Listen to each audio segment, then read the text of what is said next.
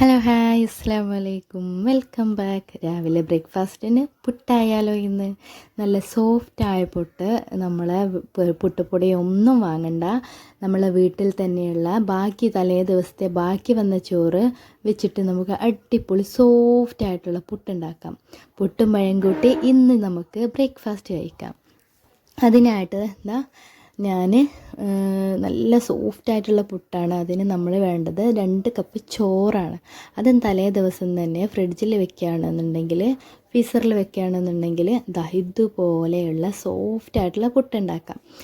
തലേ ദിവസം ഫ്രീസറിൽ വെച്ച് പുറത്തേക്ക് വെച്ചതിന് ശേഷം തണുപ്പൊന്ന് മാറിയതിന് ശേഷം ഇതുപോലെ 2 കപ്പ്, ഇത് 1/2 കപ്പ് മെഷറിംഗ് കപ്പാണ്, അതുകൊണ്ട് തന്നെ 2 കപ്പ് ചോറാണ് എടുത്തിട്ടുള്ളത്. ഇതുപോലെ 2 കപ്പ്, അതായത് 1 കപ്പാണ്. ഇതുപോലെ ചോറെടുത്തിട്ടുണ്ട്. ഇത് മിക്സി ജാറിൽ നന്നായിട്ട് ഫൈനാക്കി അരച്ചെടുക്കാം. ഇതുപോലെ അരച്ചെടുക്കാം. അതിനുശേഷം ഒരു പാത്രത്തിലേക്ക് ഇത് മാറ്റാം.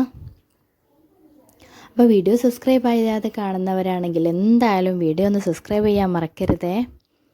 അതിലേക്ക് നമ്മൾ ഒരു 1/4 കപ്പ് അരിപ്പൊടി ചേർത്ത് കൊടുക്കുക. ഏത് അരിപ്പൊടിയായാലും കുഴപ്പമില്ല, വാങ്ങിയതും വീട്ടിൽ പൊടിച്ചതും. അതിലേക്കൊരു 1/4 ടേബിൾ സ്പൂണോളം ഉപ്പും ചേർത്ത് കൈ വെച്ച് നന്നായിട്ട് ഉതിർത്തെടുക്കണം. പിന്നെ ഇതിലേക്ക് വെള്ളമൊന്നും ചേർക്കരുത് കേട്ടോ. ഈ ഒരു ചോറ് അരച്ചത് മാത്രം വെച്ചിട്ടാണ് നമ്മൾ കൈകൊണ്ട് ഇത് ഉതിർത്തെടുക്കുന്നത്. ഒരു 10-15 മിനിറ്റോളം കൈ വെച്ചിട്ട് നന്നായിട്ട് ഉതിർത്തെടുക്കുക. അതിനുശേഷം നമ്മളെ പുട്ടും കുറ്റിയിലേക്ക് ചില്ലിടാൻ മറക്കല്ലേ. ചില്ലയില്ല എങ്കിൽ നമ്മളെ പുട്ടൊക്കെ പോവും. അപ്പോൾ ചില്ലൊക്കെ ഇട്ട് കൊടുക്കുക. അതിനുശേഷം ഒരു 1/2 കപ്പ് തേങ്ങ ഞാൻ ചെരുകി വെച്ചിട്ടുണ്ട്, ഒരു അരമുറി കേട്ടോ. അതിലേക്ക് ഇതുപോലെ പുട്ടും കുറ്റിയിലേക്ക് ആദ്യം തേങ്ങ ഇട്ട് കൊടുക്കുക, പിന്നീട് നമ്മൾ ഉതിർത്ത് വെച്ചിട്ടുള്ള പൊടി ഇട്ട് കൊടുക്കുക, വീണ്ടും തേങ്ങ ഇട്ട് കൊടുക്കുക. അങ്ങനെ ലെയറായിട്ട് പുട്ടുകൾ ഓരോന്നായിട്ട് ഇതിലേക്ക് ഫില്ല് ചെയ്ത് കൊടുക്കുക. അതിനുശേഷം നമ്മൾ പുട്ടും കുറ്റിയിൽ വെള്ളം വെച്ച് നന്നായി തിളച്ച് ആവി വരുമ്പോൾ നമ്മുടെ ഈ കുറ്റി വെച്ച് നന്നായിട്ട് ഒരു 15 മിനിറ്റോളം മീഡിയം ഫ്ലെയിമിലിട്ട് നന്നായി ആവി വന്നതിന് ശേഷം വേവിച്ചെടുക്കുക. നമ്മൾ ടേസ്റ്റി ആയിട്ടുള്ളതും നല്ല സോഫ്റ്റ് ആയിട്ടുള്ളതും പുട്ട് റെഡി.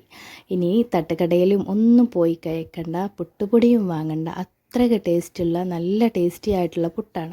അപ്പോൾ എല്ലാവരും ഒന്ന് ട്രൈ ചെയ്ത് നോക്കുക. കൂടാതെ എൻ്റെ വീഡിയോ സപ്പോർട്ട് ചെയ്യാനും സബ്സ്ക്രൈബ് ചെയ്യാനും ഒന്നും മറക്കരുത്.